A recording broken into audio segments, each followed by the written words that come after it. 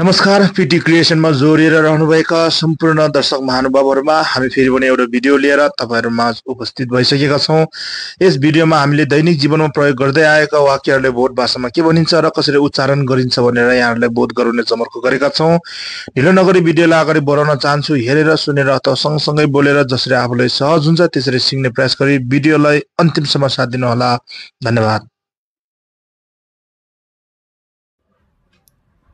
सुन सेर सुन साह्रै महँगो रहेछ। सेर हासँग रिन्गोङ छेम्बुदुक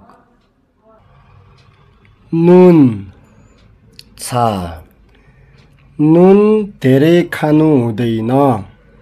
छा सेटाक साया योमारे चामल डे चामल गन्न सकिँदैन।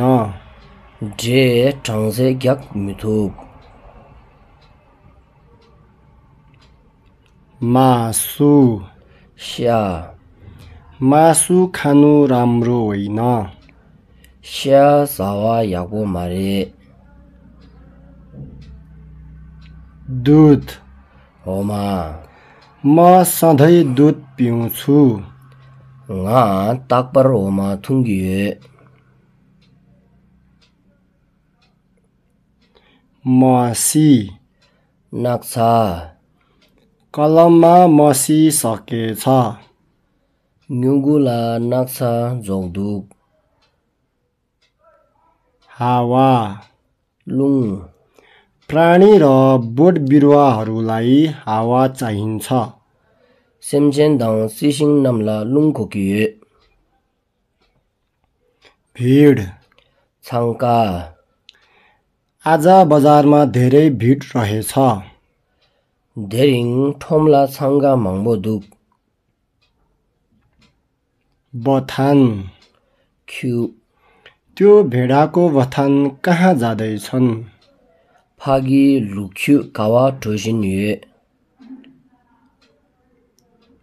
परिवार नाङ्मी तिम्रो परिवारमा को हुनुहुन्छ।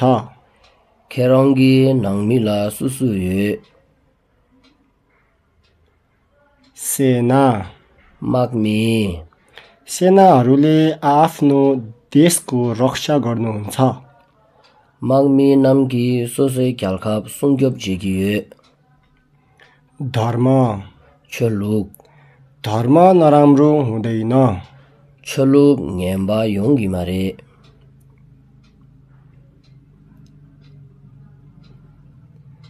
पाप तिक्पा हामीले पाप कर्म कहिले पनि गर्नु हुँदैन। nganso tikbile namyang chemicho रिस खोङठो हामीले रिसलाई नियन्त्रण गर्नुपर्छ। nganso खोङठो ला सोसेन जेगोकिए सुख देवा राम्रो काम गर्यो भने सुख पाइन्छ। गेवी ले जेना देवा जुङ्गिए दुःख दुङ्गाल कुकर्म गर्यो भने दुःख पाइन्छ। मिगेवी ले जेना दुङ्गाल जुङ्गिए